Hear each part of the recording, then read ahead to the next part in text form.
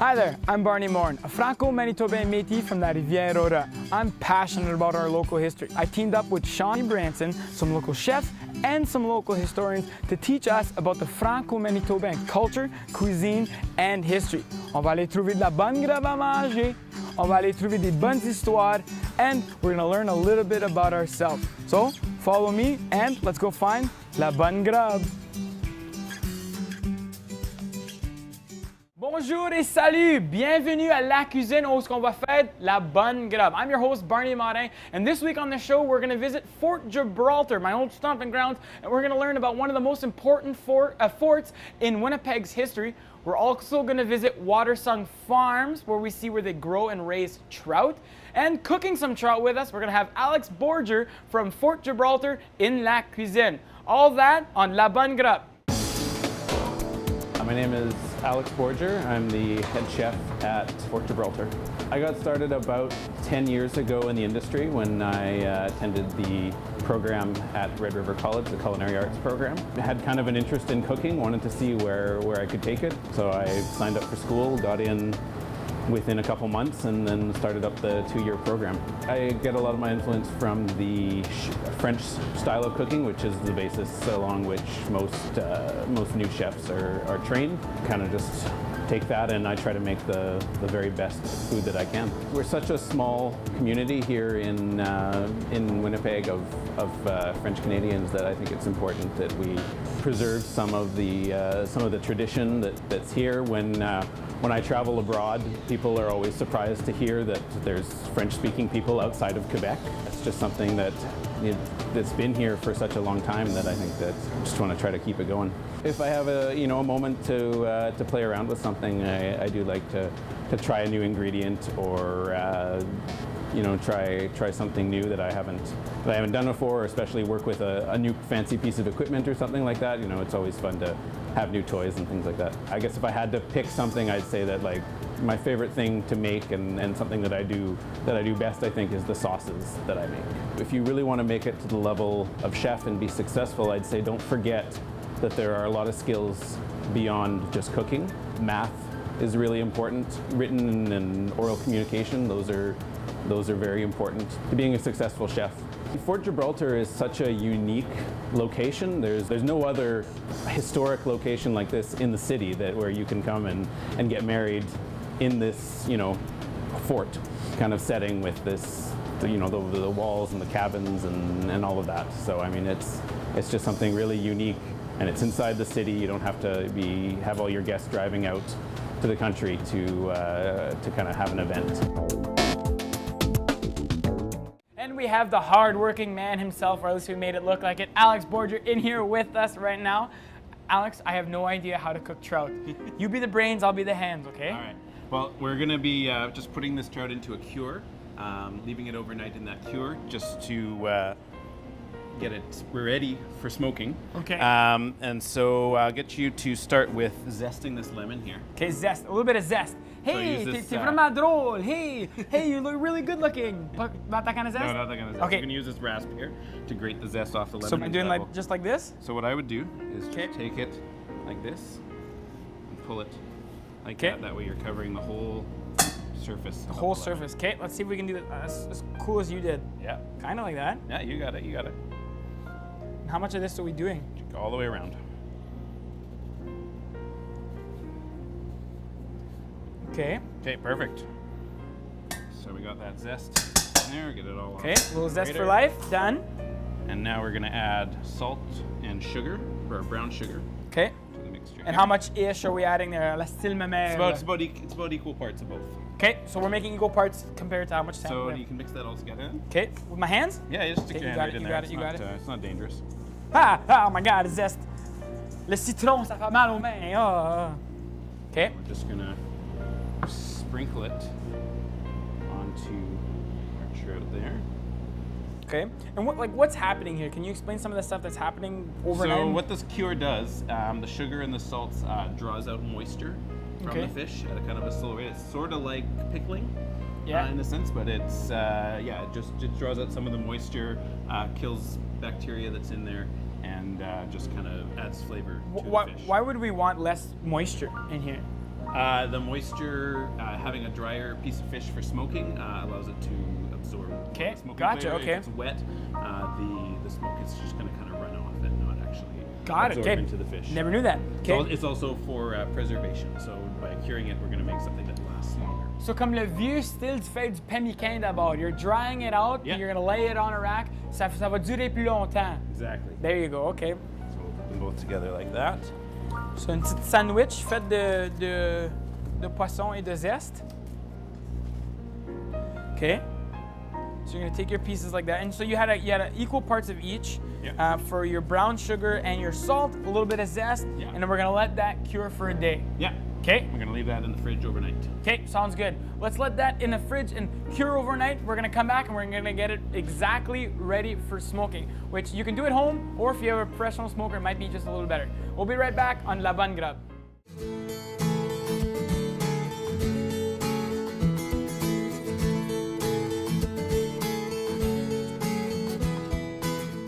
Re-bienvenue à La Bonne Grub. Alex and I, we've let this trout in the fridge cure for a whole night, about 8 hours, you were saying, right? Yeah. And now it's time to sort of rinse off all the cured. Yeah, so just unwrap that there. Okay. And get you to Okay. just rinse off all the excess cure in the water there. Okay. Yeah. You can set that. Here, like that. And so just any excess, anything that didn't make it into there. It takes a long process to make this. This is a few day process to be making this trout. Oh, for sure, yeah. Yeah.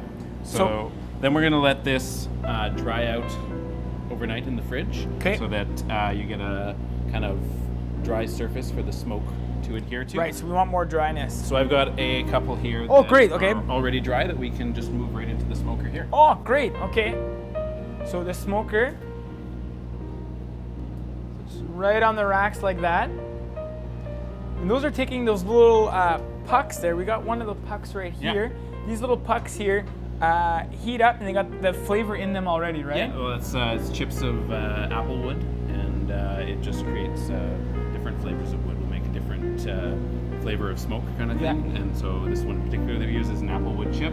You can also buy just straight up chips of wood to use in different kinds of smokers, or also There's homemade remedies, right? Yeah, you can rig up your barbecue to smoke these things as well. Okay, like a saran wrap or a tin foil sort of Yeah, thing? you make a little tinfoil tin. You have your wood chips soaked in water kind of thing, so they don't Okay. burn completely. They just kind of slowly smolder. Right, yeah. Yeah. But be careful with those, okay? Don't start your barbecue on fire. I swear I didn't do that once. I swear. Be careful with that. So let's let that smoke. And trout is actually pretty difficult to come by. But in Manitoba, we're fairly lucky because of Watersong Farms. Check out what they got going on. Our trout operation started back in about 2009 on the planning stages, and then we started construction 2010, and then started putting fish in there late 2010. It was a way of us looking at diversifying our farm operation. We could see that there was a trend towards land-based aquaculture systems, which is continuing to grow. It's been a challenge at the beginning. Before we started this thing, just talked about the plans. We visited with a number of chefs and distributors, and they said, "Well, once you have fish that we can taste, then come and see us." Hard way to go to the banquet, and say, "We got to produce so many tons of fish, and then maybe we'll sell it." Right? There's rainbow or steelhead trout, so we bring them in at about a 20-gram size, so about the size of your finger, and then we raise them up to 2 kilograms plus as kind of our target weight. We've had fish come out of there that are over 15 pounds, but that's those are the smart ones that keep getting away from us. The system is very refined. There's a lot of water quality that has to go into it. We have a biofilter in there that cleans the water. We actually use very little new water for the system. We collect all the waste. It has the highest green rating you can achieve. We're endorsed by OceanWise and the Sea Choice Best certification, which is an arm of the David Suzuki Foundation. Fish are fed the same food all the time, so you have a consistency of the product, whereas even if you're catching fish in the wild, that flavor profile will change. It also changes with things like water temperature and water quality. Those again are things that we can control in our environment, so it gives consistency. I mean, many people have grown rainbow trout in ponds here in Manitoba, and first of all, if the cormorants and other predators don't get them, the problem is they tend to taste like the pond. They have a muddy flavor. But the most important part in the case of farmed fish is something called the purging process. They're taken out of the main tank and put into a new tank with fresh water that comes right from the well. And then they're taken off feed. It takes about 10 to 12 days for them to empty out their system, and that improves not only the flavor but the texture of the fish. We've had a lot of people use our fish for smoking, and they say that for some reason the smoked fish holds together much better than any other fish they've smoked before, and that's one of the reasons. We have been very patient. This trout has taken a while to come to fruition, but Alex, I think we're gonna do it. All right. Should we pull it out? Yeah, let's take it out of the smoker. Okay. I'm gonna let you do it all. Oh, baby. That looks amazing. So he's just making sure that it's not all sticking on the bottom there. And like mentioned before, si t'as pas un smoker chez vous, c'est bien correct. Tu peux pogner un petit peu de papier d'aluminium, tu peux mélanger un petit peu avec le bois et faire sûr que le bois il est tout trempe. Oh, ça va brûler dans ton barbecue, puis tu vas avoir trop gros d'un feu. Voilà. So we're gonna let that cool now for a little bit, and we're actually gonna make a lemon aioli sauce for it. Yeah, for sure. I have no ideally what an aioli is. All right. So Well, you remember your lemon zesting, right? yeah, I totally remember that. All right, well- Are we doing it again? Doing it again, and this time you're going to take the juice from the lemon as well. Okay, so I forget it was like this. Yeah.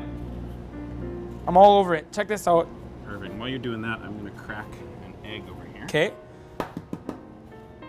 So we have lemon zest. Just walk around the whole lemon here. Yeah. Okay, nailed it. And then what I will do, Oh, you want this? yeah, I'll take the lemon from you. I'm going to roll it around to kind of break up all the insides, all the pockets of juice that are in there. Slice that in half. And I'll get you to ream that lemon on the reamer there. Oh, I've never done this before. Am I just twisting? Yeah, just push it right into there, yeah. Oh, we got seeds though. Yeah, we'll pick those out. Okay. I have never. What's this called? Lemon juice. It's juicing a lemon. Oh, okay, but you called this something though. Citrus reamer. Reamer. There it is, a reamer. Okay. What's this called? A lemon? This is a lemon? No. Thanks, Alex. I'm 6 years old. Yeah, there's a lot of seeds in this lemon. Okay. So we reamer out. So we're getting the zest. What does the zest do that the lemon juice doesn't do? It just has a different flavor. It has Okay. more of a kind of that less acidic, more kind of sweet, rich Okay. lemon flavor. Nice. Set those aside. So I'm going to pick the yolk out of here and put one egg yolk in there. Okay. And we will get a little bit of garlic in there too. Okay. So I Let's do got it right one here. garlic clove here. You want to peel that for me? Got it. Use this knife to cut the end off. Because you can squish it, right? Don't you? No. Yeah, you can squish it. You want me to show you that? I think I know how. Hold on, let me Okay, try. yeah, I think try I know. with the Like bigger knife, a yeah. little bit of this action. Yeah.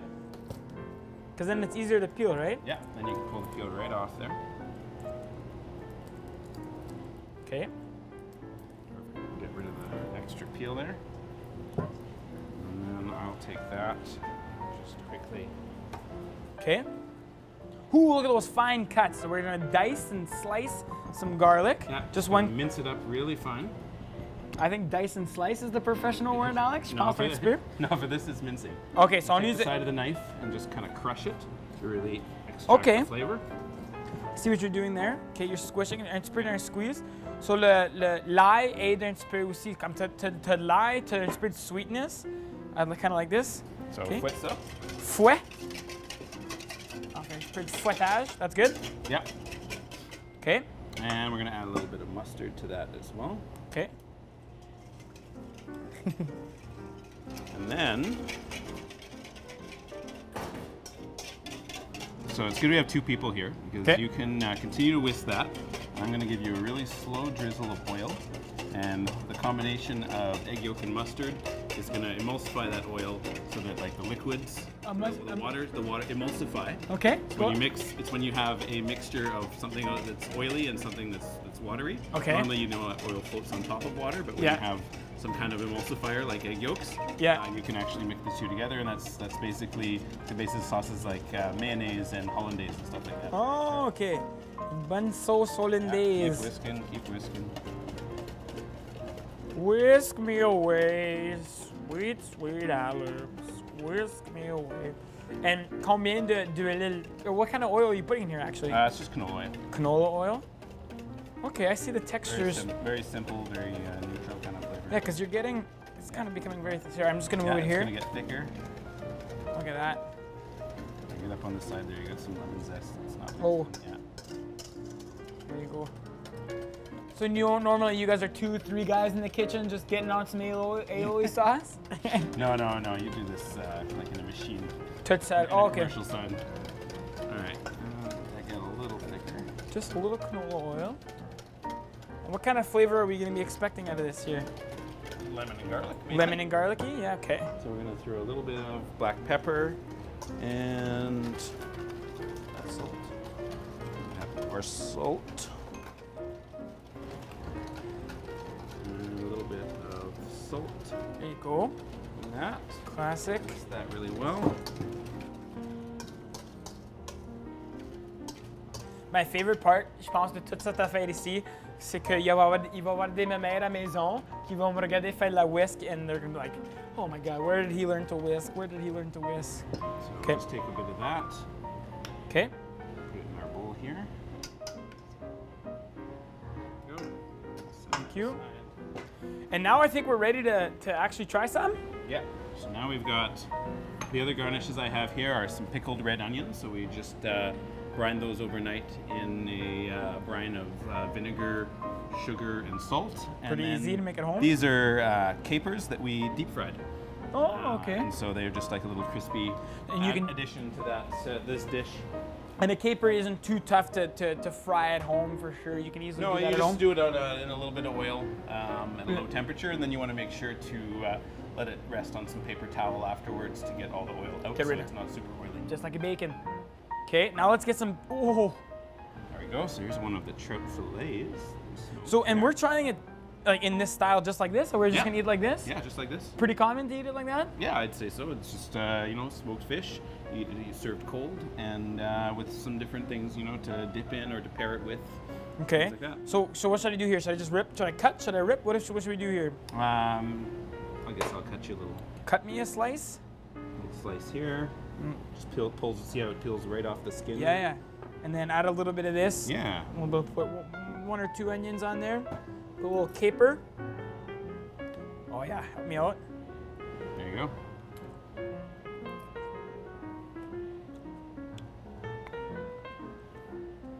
Les oignons sont très bons. C'est quoi un caper en français? Cop. Un capre? Yeah. J'aime beaucoup les capres and the flavors. That's why you let it smoke for so long. Yeah. Because the smoke's right in there. Yeah. It's in every second of the bite there. Well, and the other trick is like when you're done smoking it, I just turn the smoker off and let all the residual smoke just kind of settle in yeah. to the fish kind of thing, right? So that you capture as much smoky flavor as you can from that. But we can't just eat. This is crazy of us to just eat all this just by hand like this. Yeah. We can do something else with this. Yeah, set let's trout, right? let's try to make some little hors d'oeuvre quiches. You want to make a quiche? Yeah. Let's make a quiche. All right. Okay, we'll be right back after this avec Alex. On va faire des quiches ensemble.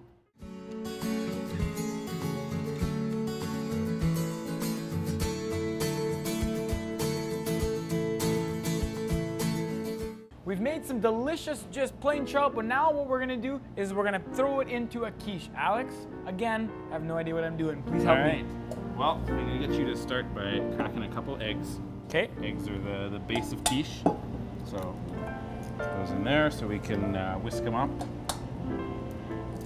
Nice. Perfect. So throw some cream in there with that. Okay. How much cream is this? All that cream. All that cream? All that cream. How much is in here though? Like I'd say about a cup. Okay. So you can whisk that all together, and while you're doing that, I'm gonna grate a little bit of whole nutmeg into there. Okay. Just a touch. Just gives a very subtle flavor. Some black pepper. Some salt. Okay. So Okay. you're whisking that all together. You can whisk that even harder. Keep going, keep going. Oh, you got it, Gotta sir. work it. Yes, Gotta yes, work it. Chef Alex, sir. Oui, monsieur. You're just like my mate, just yelling all the time. All right, that's good. So pour that into there, so it makes it a little easier to pour into the quiche. And then Let's get rid of this. get another bowl here. Set that aside. Grab that brick of cheese there. Oh, yeah. Some Swiss cheese from Bothwell, Manitoba. Ooh, yes. And then I'll get you to grate us a little bit of that. I can grate it? You want me to test it? Taste it? Oh. No. Just rub it on the grater. Push it. Okay, that's pretty good. Okay. Okay, so we got our cheese. And Cheese I've and- got some little quiche shells here. So this is like a little something that you could pass around at a party or something like that. Un petit hors d'oeuvre. Oh, good. Hors d'oeuvre, c'est facile. So- OK, sur cet œuf, on a juste fait un œuf, Yeah. une coupe d'œuf, du crème, un petit peu d'épices, du nutmeg, sel et poivre. Yeah. That's it, that's all. That's it. That's all. Real simple. The best quiche mixes usually have more cream than egg. Okay. So they get a little bit moister, a little richer than. OK. Plus de crème, moins d'œuf. No problem. OK. So a little trout in the bottom of every one of them. One, and you can follow me. Just put a little bit of cheese in the bottom of each Oh, one. yeah. OK. There's no such thing as a little bit of cheese, though. Here, let's put this here. That's probably a little much, though. I just said there's no such thing as too much cheese. That's a little much. Okay. When they're overflowing, then you've got too much. Okay. So that's pretty good. And Swiss cheese is. Do you recommend any other cheeses that could go with this? For this, I'd probably stick with Swiss. It's got a very kind of traditional flavor, fairly neutral. Strong, It's not okay. Not too strong. Won't over like the trout's already a very strong flavor, right? So you're just Right. kind of complementing that with other mild things because the feature of the dish really is the trout. Right. On veut montrer le trout. Okay. Okay. So on each one, you can take the custard that you made there. Should I pour it in here, or what Yeah. if I screw up? Just bring it Don't? up close. Yeah. See, you're not gonna. Oh, you're good. You're good. Okay. See, it's gonna settle in there. Yeah. Okay. And there, we'll put a little bit back. 'Cause I knew it. it's okay. Okay. You're not gonna do anything that can't be undone. Okay. It's a good thing. Okay. Tell me when. Yeah, you're good there. You're good. Okay. Oh, I did it again. Okay. It's okay. It's okay. You got this one. Okay, stop now. There you go. It's perfect. Voilà. Regarde Third ça. time's the charm. Third time's the charm. Voilà. Yeah, you're good. You're good. Yeah.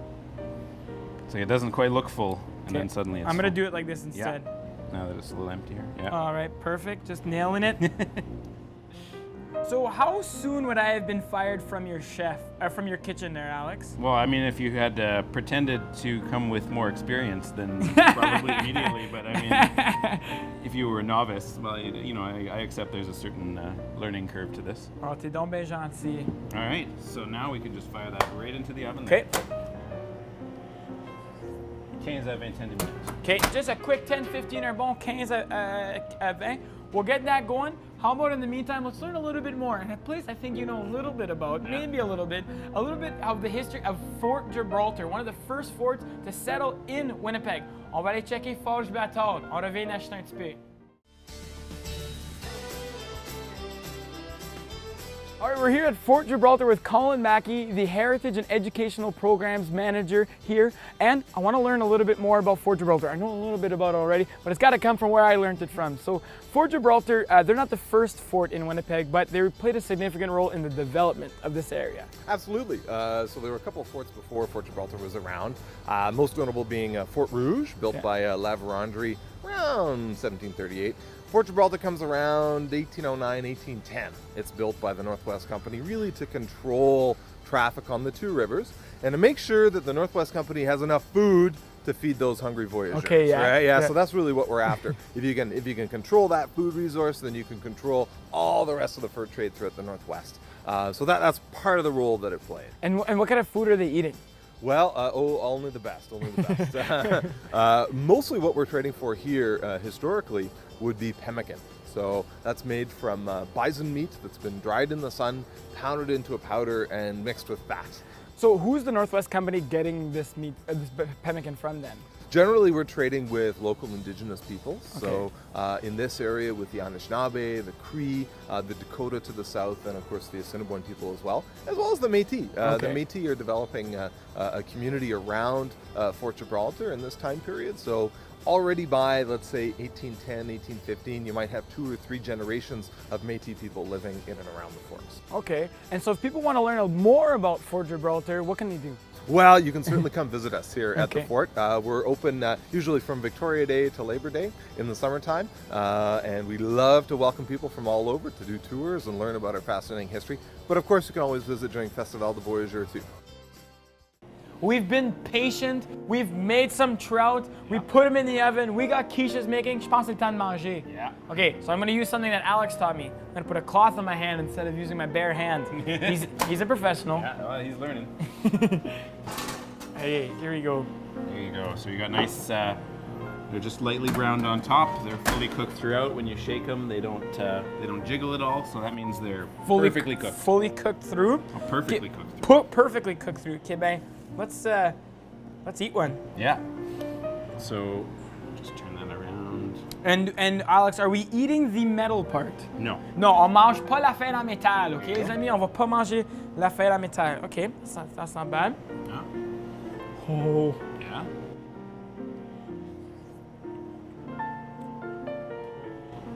How do you like it? It's very creamy. Yeah. It's like the whole thing is mixed together. I like with the cheese in the middle. Yeah. That's my favorite. And then you still taste the smoky. Like you said, you left it in there for a while after, eh? Yeah. That's really good. And not only is it warm coming from out of the oven, but the nutmeg adds a little warmth into the flavor as well. Yeah. Thanks, Alex. Thanks for watching me eat. Yeah. Really appreciate that. Really appreciate doing it. this with me. Very good. Alex Borger from Fort Gibraltar, a big thank you for helping us make some food. We need to finish off the meal, so we're gonna go to the big guy, Shawn Brandson, to find something to pair off with this meal. We're here now with Shawn Brandson, owner of Gibraltar Dining Corporation, and we're in one of the interpretive cabins right now, doing something that the voyageurs would normally do. But Shawn, you've added a different twist to this caribou. Yeah, absolutely. We wanted to create a cocktail that would work well with caribou. Caribou is a very important drink during Festival. We wanted to bring something that would elevate it, plus bring it into the voyageur area. Okay, so what have you done with this fortified wine here? Yeah, so what we've done is we've did a spin on a Cure Royale. What it is, the basic cocktail started after World War II in Dijon, and where they made this cure, which was basically Burgundy wine mixed with this blackcurrant liqueur made from Dijon. So what they wanted to do is the mayor of Dijon created this cocktail to greet delegates and people that would come after World War II, because they really needed investment and help at that time. And what better way to get investment than to get them like that? Yeah, so we wanted to take the idea of that. There's an elevated version called a Cure Royale, which is served with sparkling wine, which is what we kind of based it on. And then we also have the caribou that we're working in too. So I'll pour the drink for you. Okay, so let us know what we have in the mix here. Okay, so first we have the blackcurrant liqueur from Dijon. And so what we want to do is pour a little bit in the bottom of the glass, and just to start off the cocktail. Okay. So we're pouring it. Oh, I want to even it out here. Apparently I poured myself a little more than I should have. Hey, they're your bottles. Yeah, you know, hey. So then we take a sparkling wine. It can be any sparkling wine. We just want to create some excitement and that sort of thing. Whenever you're pouring sparkling wine into a glass, the liquids and everything like that are releasing the CO2. So I like to kind of pour a little bit, prime it, let the bubbles subside, and then you can go from there. So as you pour it, it gives a nice color to the cocktail. And now you're taking liqueurs that are often, like caribou is often known as a shot or a sipping drink. So now you're kind of stretching out the life of it. Yeah, and what it's usually as a shot, it's chilled, it's in an ice glass during Festival, great around the campfire. Yeah. But what we're doing is we're actually creating the kiss, which is we're pouring the caribou into the cocktail. What happens is, because it's heavier than everything else, it's going to sink down to the bottom. So you have that Cure Royale with the caribou kiss at the end to enjoy. So there's your cocktail, caribou kiss. Thank you very much, sharing a caribou kiss with Shawn Brandson. Absolutely. That's quite nice. Very nice. And so this would work well with our trout pairing that we did with Alex. With Alex and the smoked trout, and it's just a nice reception drink and has a nice berry undertones. Thank you guys for watching and tune in again for a great recipe for D'la Bonne Grub. À la prochaine!